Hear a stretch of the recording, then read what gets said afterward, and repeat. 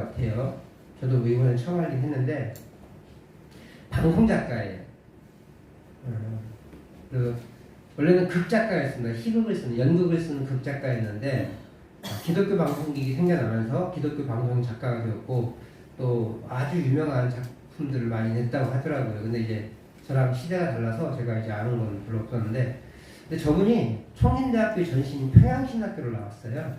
원래는 예과, 본과 이렇게 나눠가지고 예과를 4년 과정, 본과 7년 과정, 3년 과정 이렇게 해서 7년의 과정에 평양신학교였는데 지금은 대학과정 4년, 신학과정 3년 이렇게 나눠서 총신대학교와 총신대학교 신학대학원을 일단 구분하고 있죠. 어쨌든 평양신학교 예과를 나오셨습니다. 그런데 목표 얘기는 가지 않고 우리가 알고 있듯이 이렇게 방송작가를 하셨어요. 근데 이분에 대한 목격담이 있는데 이화여대 교수님이 있었어요. 그분이 어떤 기고란에 글을 적었는데 이 이대 교수가 6.25 전쟁을 맞았습니다. 또 이제 한강에 인도교가 폭파되니까 이제 강 남쪽으로 넘어가야 피난을 갈 수 있잖아요. 그래서 강 남쪽으로 넘어가기 위해서 한강 근처에 왔었대요. 그래서 이제 운 좋게 작은 배를 얻어 탔어요. 그래서 이제 한강을 건너가야 돼요. 한강 폭이 한 1km 돼요. 꽤 큰 강이거든요. 그 강을 건너야 되는데 뱃사공이 안 움직이는 거예요. 지금 움직이면 배 깔아놓는다고. 너무 많이 탔다고. 빨리 내리시라고. 몇 명은 내리시라고. 근데 누가 내려요? 생사가 달렸는데. 근데 어느 등치 좋은 신사가 그냥 태연히 내리시더라는 거예요. 나중에 알고 보니까 이분이 바로 이 주택이라는 분이셨어요.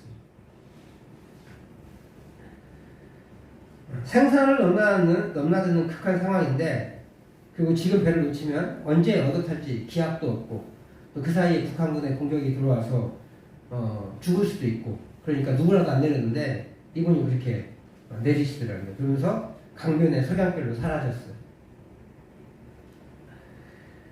이분이 배에서 내리면서 하신 말씀이 있더라고요. 다른 분의 글을 통해서 이제 들었는데, 제가 봤는데 이렇게 썼어요. 내 체중이 다른 사람의 2배는 실이 될 것인지 내가 양보하면 두 사람의 도망이 가능할 테니 그랬지요 라고 하면서 웃더래요. 등치가 되게 좋으셨나 봐요. 그 당시에는 진짜 다들 이렇게 왜소하셨잖아요. 못 먹어서. 그래서 저분은 이제 등치가 좀 좋아서 몸무게가 좀 많이 나갔나 봐요. 2배까지 됐겠습니까? 근데 이제 내가 내리면 2명이 갈 수 있으니까 제가 내렸지요 라고 하면서 목숨을 건 사투에 자신을 희생하려고 하셨다는 거예요. 다행히도 아마 살아계셔서 78년도까지 살아계셨는데, 살아계셔서 쓴 거 보니까 아마 그 이후에 다른 배를 얻어타고 한강을 넘어서지 않았을까 생각을 하게 됩니다. 아마 이분이 그렇게 자발적인 희생을 하지 않았더라면 그 중에는 다른 어떤 사람들이 희생했어야 될 것이고, 아니면 뭐 조금 과장하면 결국은 배가 못 떠서 모두가 몰살당할 수도 있는 상황이 벌어졌을 것입니다. 다행히도 그 후에 이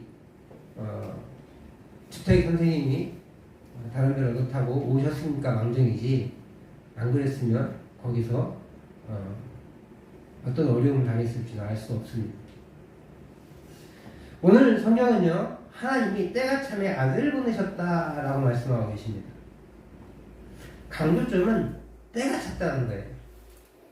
하나님이 기약하신 그 때가 꽉 찼어요. 이 말은 몇 날, 몇 월, 며칠 이 말이 아니고요. 하나님이 어떤 상황과 여건과 이런 것들을 계획하고 계신데 그런 상황이 이어진 거예요. 대표적으로 언어가 통일되기 시작했어요. 그리고 로마에 의해서 길이 잘 닦여서 복음이 널리 전파되는데 아주 중요한 역할을 해. 그런 시기가 무르익었다는 거예요. 지금처럼 발달하진 않았지만 하나님의 마음이 급했기에 로마라는 시기를 택해서 그 시기에 예수 그리스도를 보내신 것 같아요. 그 때가 찼어요. 하나님의 때가. 그래서 오늘 성경은 그걸 강조하기 위해서 때가 참에라는 말 맨 앞에 놨어요. 뭐 하나님을 강조하면 하나님께서 때가 참에 아들을 보내셨다 이렇게 되잖아요. 이게 더 매끄러운 문장이거든요. 근데 때가 찼다는 걸 강조하기 위해서 맨 앞에 이렇게 딱 때가 찼습니다. 때가 꽉 찼습니다. 이런 뜻이에요. 원래는 때가 꽉 차서 하나님이 아들을 보내주셨습니다.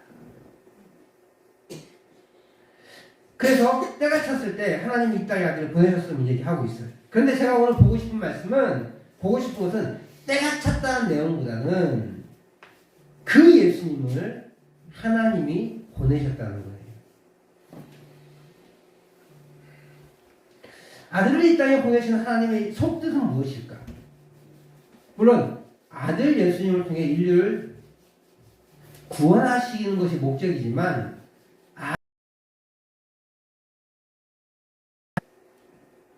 지금 굉장히 당황스럽죠. 목사 입에서. 왜 아들을 보내신 게 맞죠? 왜 하나님은 아들을 보내셨어요? 당신은 안 오시고. 지난 시간에요. 십자가의 길을 예수님이 가셨어요. 그죠? 가셨다고 얘기했어요. 근데 그 십자가의 길은 율법의 요구를 완전히 이루시기 위한 길이었다고 말씀을 드렸습니다. 율법의 요구를 완전히 이루신 예수님이 우리의 죄의 요구에 대한, 죄가 요구하는 우리의 죄에 대한 요구를 완전히 만족시키셨어요. 그래서 그 십자가의 길을 가신 거예요. 그 길을 통해 하나님의 정의와 사랑을 동시에 이루시는 뭐예요? 정의와 사랑을 이루는 것을 공의라고 그랬잖아요. 공의를 이뤘다고 말씀드렸어요. 그런데 이 예수님이 당신 스스로 그 길을 가셨다는 거예요. 그게 핵심이었죠. 정의와 사랑을 동시에 이루는 것이 하나님의 공의인데 그 하나님의 공의를 누가 가셨다고요? 예수님이요. 예수님이 가셨는데 억지로 가셨어요? 아니요. 스스로 가셨다고 했어요. 거절할 명분이 있고 거절할 수 있는 의지가 어떤 힘이 있으셨는데 그렇게 하지 않고 자유로 가셨다고 말씀하셨습니다. 그런데 그 예수님이 자유로, 즉 기꺼이 그 길을 가셨는데 이 예수님의 십자가의 길을 누가 계획하셨냐면 누가 계획했어요? 성부 하나님이, 정확하게는 성부 하나님이 계획하셨죠. 그래서 우리는 흔히 이렇게 말해요. 성부 하나님께서 계획하시고 성자 예수님께서 완성하시고 그다음에 성령 하나님께서 우리 각 사람에게 적용하신다. 이렇게 말합니다. 근데 여기서 짚고 넘어갈 게 하나 있어요. 왜 하나님은, 성부 하나님은 예수님을 택하셨을까? 잔인하지 않나? 비정하지 않나? 당신의 공의를 만족시키기 위해서 너 가서 죽어. 이게 올바르나요? 그러지 않지 않나요? 원래는?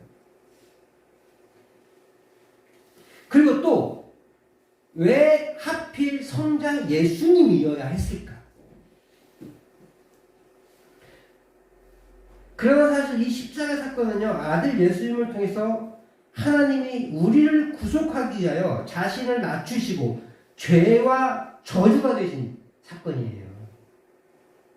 단순히 예수님이 가신 그 길이 아니라 예수님만 받으신 저주가 아니라 하나님 자신이 친히 받으신 사건이라는 거예요. 또 이제는 또 문제가 생겨요. 원래. 그래서 오늘 조금 복잡할 수 있는데 하나하나 좀 따져보려고 합니다. 단순히 하나님은 계획만, 구원을 계획하신 계획자가 아니세요. 성자께서, 예수님께서 고난의 십자가를 지신 것이 단순히 성자만 고난의 십자가를 지신 것이 아니라는 거예요. 조금 더 과격하게 말하면 친히 십자가에 달리신 거예요. 하나님. 예수님이 십자가에 달리신 사건은 구약의 제사 제도를 통해서 그 의미가 밝혀져요. 그러니까 5대의 절기가 있잖아요. 5대의 제사가 있잖아요. 그 제사를 하나하나 따져보면 그것이 예수님의 은혜의 사건임을 보여줘요. 대표적으로 번제와 속죄는 우리의 죄를 대속하는 죄잖아요. 근데 그거 가지고 부족하니까 1년에 한 번은 대속죄를 만나요. 보면 아사셀의 염소 사건이 나타나요. 무슨 사건이냐면 이것을 통해서 예수님의 그 구속 사건을 명확하게 보여주거든요. 이스라엘은 1년에 한 번 7월 달에 대속죄를 보냅니다. 왜 보내냐면 매번 제사를 지내요. 그런데 우리가 모든 죄에 대해서 제사를 지낼 수 있어요, 없어요? 못합니다. 왜냐하면 모르고 지는 죄도 있거든요. 이게 죄인지도 모르고 지는 죄들이 있고 나도 모르는 사이에 성소가 더럽혀지는 경우가 있을 수 있거든요. 그것을 하나님께서 1년에 한 번은 다 제사장이 직접 지성소에 들어와서 제사를 드릴 수 있게 해요. 그것을 대속죄일인데 그날 어떤 일이 벌어지냐면 염소 2마리를 택합니다. 그래서 구분하는데 제비를 뽑아요. 한 마리는 하나님을 위해서예요. 한 마리는 아사셀을 위해서요. 근데 이 아사셀의 위치를 정확하게 몰라요. 무슨 의미인지. 다만 아사셀을 위해서 뽑힌 염소는 제사장의 제사를 지내고 그 모든 죄를 이 아사셀의 염소에 안수에서 전가시킵니다. 그리고 광야로 쫓아내요. 하나님을 위한 염소는요 잡아서 제물로 드려요. 그렇게 하나님을 위해서 드린 염소는 제물이 되고요. 그래서 불에 태워서 하나님께 속죄의 시간을 보내고, 두 번째 아사셀을 위한 염소는 그 이스라엘의 모든 죄를 짊어지고 광야를 내쫓긴다는 거예요. 이게 예수님이 당하신 고난의 길이고 광야의 길이고 십자가의 길이를 얘기해요.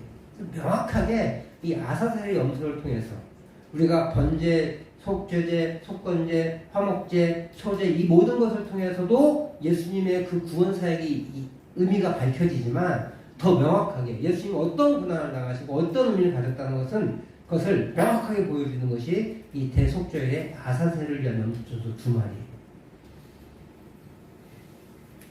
그래서 다시 말하지만 그 한 마리는, 아사셀을 위해서 선택된 그 한 마리는 머리에 안수하여서 이스라엘 모든 불의와 그 범한 모든 죄를 전가당해요.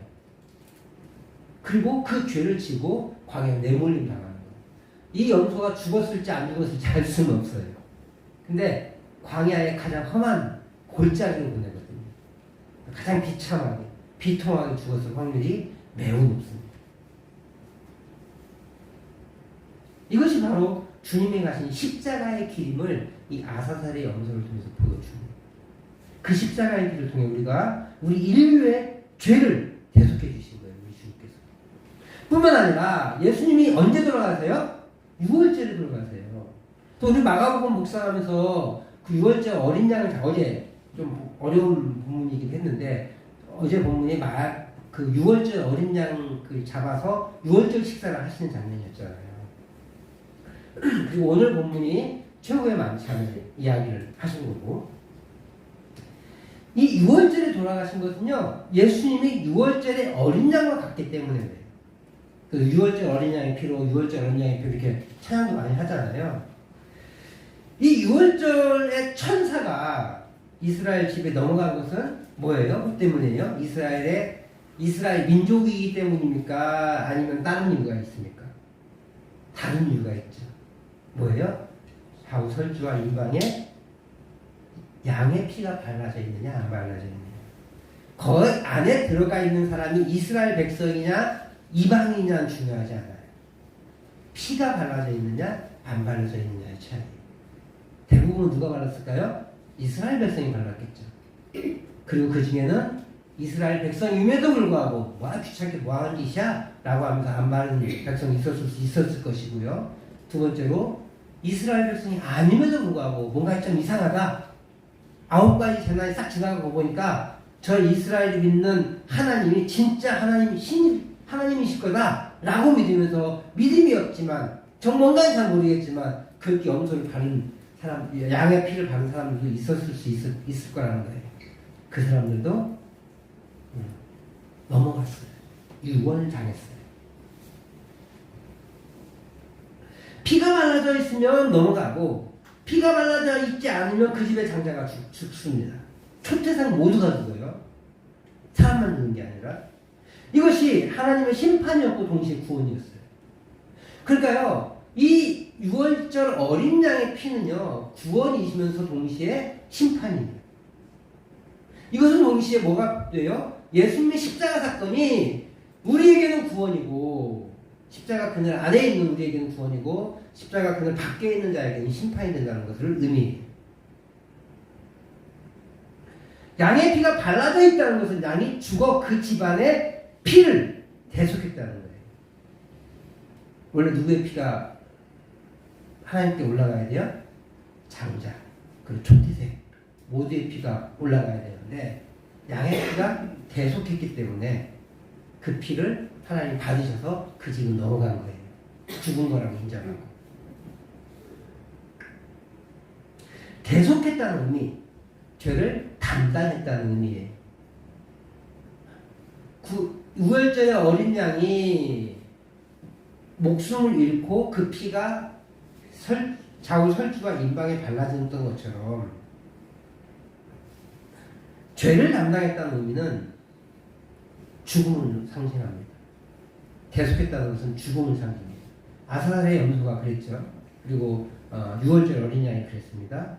베드로전서 2장과 히브리서 9장에서도 그 대속의 의미가 나타나 있는데요. 베드로전서 2장 4절 말씀을 우리 같이 한번 읽어보도록 하겠습니다. 시작. 신이 나무에 달려 그 몸으로 우리 죄를 담당하셨으니 이는 우리로 죄에 대하여 죽고 의에 대하여 살게 하려 하심이라. 그가 채찍에 맞음으로 너희는 나음을 얻었나니. 아멘.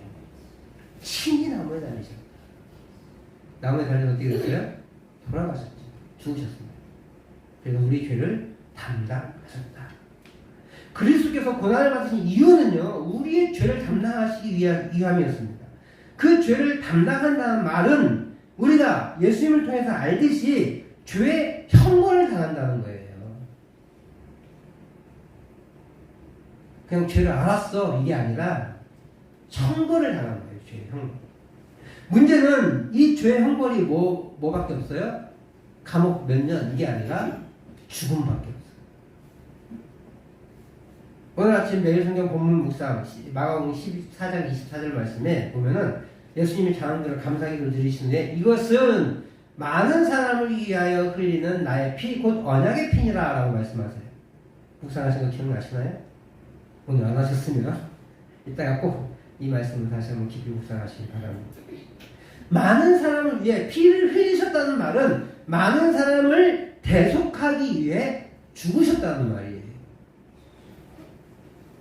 그렇게 예수님은 당신의 몸으로 우리의 죄를 담당하여 십자가에 죽으신 겁니다.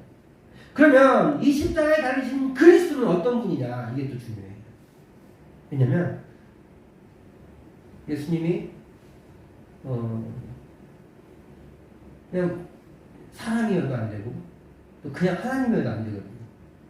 그걸 한번 얘기해 볼게요. 근데 중요한 것은 인간이셨다는 거예요. 사람이어야 사람의 죄를 대속할 수 있습니다. 사람이 죄를 지었잖아요. 사람으로만 대속이 가능한 거예요.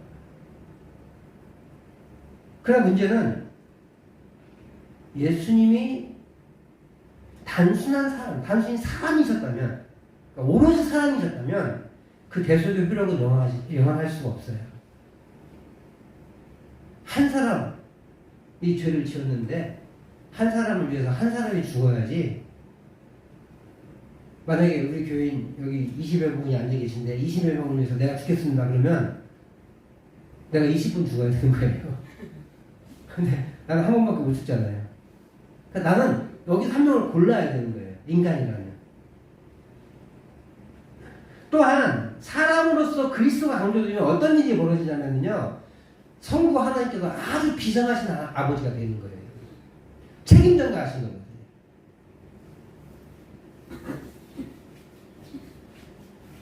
하나님이 자기의 사랑을 유지하기 위해서, 사랑의 하나님이라는 속성을 유지하기 위해서 아들을 희생시킨 거잖아요. 비정한 아버지죠. 얼마나 나쁜 아버지입니까? 제가 저 유신 살리려고 우리 아들 죽인다고 생각해보세요. 그처럼 나쁜 아버지가 어디 있어요? 또 동시에 아들이 대신 죽었으니까 아버지 용서해 주세요 저 사람들 그러면 어쩔 수 없이 생각한 아버지가 되잖아요. 그것도 하나님 모자란 분이 되는 거죠. 사람이어야 했지만 사람만 되어서는 안 되는 거예요. 그러므로 예수님은 완전한 사람이지만 동시에 완전한 하나님이셔야만 했어요. 하나님이신 게 아니라. 그래서 예수님이 이 땅에 오실 때 완전한 사람으로 오셨고 동시에 하나님으로 오신 거예요. 그렇게 완전한 신성도 가지시면서 예수님은 그리스도의 사명을 감당하셨어요. 하나님은 인간을 향해 대속 구원을 성자 예수님께 떠넘겨 놓은 것이 아니에요. 적극적으로 개입하십니다. 그래서 구원 계획을 누가 하셨어요? 하나님이 하셨죠. 그리고 그 예수님은 그 일을 기꺼이 감당하세요. 히브리서 10장 9절에는요. 예수님이 아버지의 뜻을 행하러 왔다고 하면서 하나님이 적극적인 계획을 보여주세요. 무엇보다 사도행전 20장에 보니까 하나님이 어떻게 개입했는지를 보여주는데 자기 피로 사신 교회라고 표현이 나와요. 우리 20장 28절 말씀을 한번 읽어보도록 하겠습니다. 시작. 여러분은 자기를 위하여 또는 온 양떼를 위하여 삼가라. 성령이 그들 가운데 여러분을 감독자로 삼고 하나님이 자기 피로 사신 교회를 보살피게 하셨네요. 이 말은 에베소 교회 장로들을 모집해 놓고 마지막 설교를 하는 거예요. 다시 못 볼 줄 알아. 그래서 마지막 설교를 하면서 양떼를 위해서 여러분들이 삼갈 필요가 있다. 마음껏 즐기지 마라. 좀 삼가라. 이런 표현이고 그 다음에 두 번째 왜냐하면 그 이유가 있는데 하나님이 자기 피로 사신 교회를 보살피게 했기 때문에 하나님이 자기 피로 사신 교회래요. 누구예요? 사실 저기 하나님 성자 하나님이죠. 예수님이세요. 예수님. 그런데 왜 바울 사도가 예수 그리스도가 자기 피로 사신이라고 표현하지 않았을까요? 일부러 의미를 넓히려고 한 거예요. 바울 사도의 그 지식이 모자라서가 아니라 일부러요. 예수님이라고 하면 되게 쉬워요. 근데 오해를 살까? 오해 사지 않기 위해서 중의적으로 표현한 거예요. 성자 하나님도 있으시지만 이 하나님에게는 우리 흔히 누구라고 하나님이라고 누구라고 생각해요? 성부 하나님이라고 생각하잖아요. 그래서 사실 바울 사도를 읽을 때는 이 하나님이 성자 하나님인지 성부 하나님인지 구분할 줄 알아야 돼요. 근데 그것을 구분을 잘 못해 우리가 지금도. 그래서 우리 신학이 약간 오해를 가지고 있습니다. 사실은. 그걸 구분할 줄 알아야 돼요. 근데 여기는 명확하게 구분할 줄 알겠죠? 성자의 하나님을 얘기해요. 근데 일부러 왜 하나님이라고 얘기하느냐? 성자께서 예수님께서 하나님이시다는 걸 보여준 거고 첫 번째로는요. 두 번째로는 하나님이 성부 하나님일 수 있다라는 그런 표현을 하기 위해서 이제 일부러 표현하는 거예요. 왜냐하면 성자 하나님과 성부 하나님은 구분되지만 동시에 한 분이시거든요. 그래서 하나님이 죽으셨다 이걸 강조하려고 하는 거예요. 우리는 삼위일체 신학을 믿죠. 이게 뭐예요? 세 분이시면서 한 분, 한 분이시면서 세 분. 뭐 말이 막걸리가 이렇게 얘기할 수 있는데 어려운 이야기고 이해할 수 없는 이야기일 수 있겠지. 하지만 중요한 것은 이 성부와 성자, 성령께서 한 하나님의 새 육격으로 존재하신다는 거예요. 어떻게 존재하는지 잘 몰라요. 어떤 분들은 몸통 하나에 머리 세 개 달린 이상한 삼신론을 만들기도 하고 더 이해가 안 되니까 야 한때는 성부로 태어나서 보여주시고 한때는 성령으로 보여주시고 한때는 성자로 보여주시는 거다 이렇게 양태론이라고 주장하는 사람도 있고 지금도 그걸 이단이라고 종교했음에도 불구하고 어떤 목사님 계속 그렇게 얘기하시는 분들이 계세요. 지금도 2000년 전에 이미 종교당했는데 잘 몰라요. 잘 몰라서 그러는 거예요.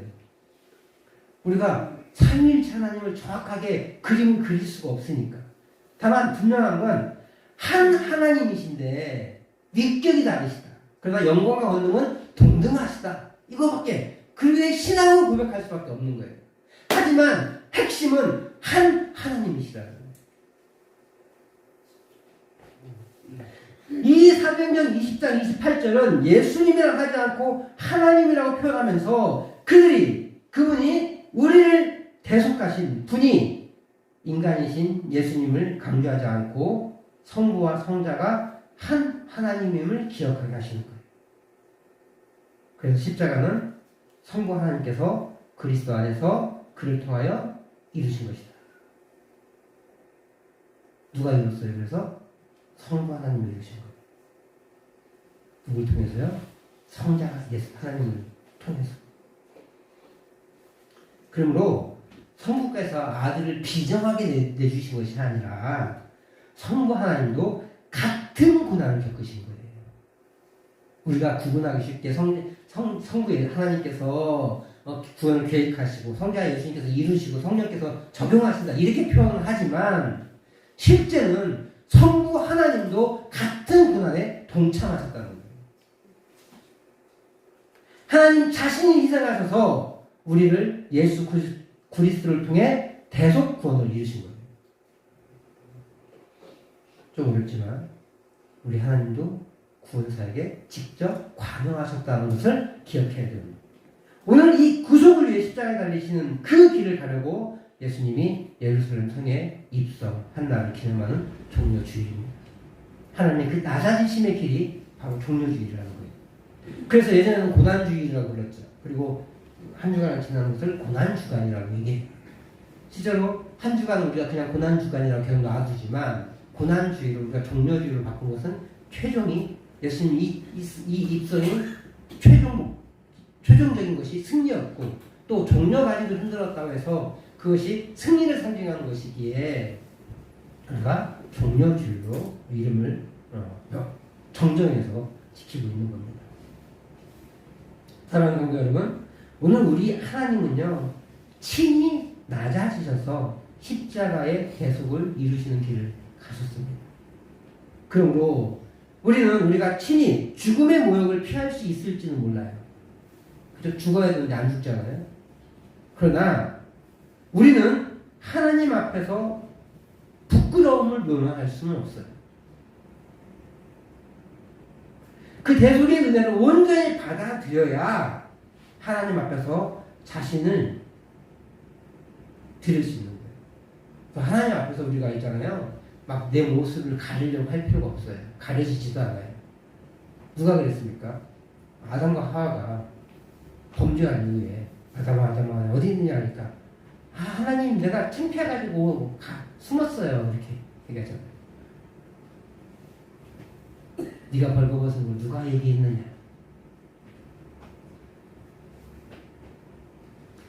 하나님 앞에서 부끄러워서 숨었고 자신의 부끄러운 모습을 가렸습니다.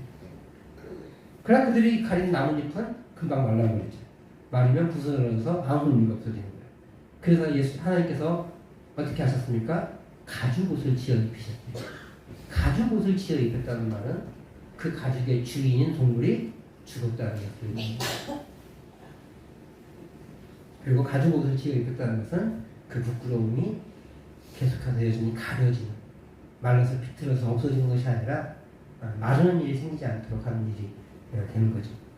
오히려 하나님 앞에 적나라하게 섰을 때 하나님의 은혜가 임하는 거예요. 하나님이 낮아지셨기에 우리에게 은혜가 있듯이 오늘 우리가 하나님 앞에서 온전히 서서 하나님의 대속의 은혜를 누릴 수 있기를 부탁드립니다. 그냥 나는 이렇게 잘났고 저렇게 잘났고 할 게 아니라 하나님 내가 주님 앞에 죄인입니다 고백하는 세리가 하나님께 인정받았듯이 아무것도 없어서 생활비 전부를 드린 과거의 두 랩돈이 하나님께서 예수님께 기쁘게 받으셨듯이 그렇게 나의 전부를 하나님께 드리고 나의 전 모습을 하나님께 보여드리는 것이 하나님의 은혜를 받는 길임을 기억할 수 있기를 부탁을 드립니다. 그래서 오늘 종려주일 그분의 입성의 의미를 다시 한번 생각하면서 그분의 십자가를 깊이 묵상하고 또 이번 한 주간 주님과 깊이 동행하는 그런 일이 일어나기를 주의 이름으로 축복합니다.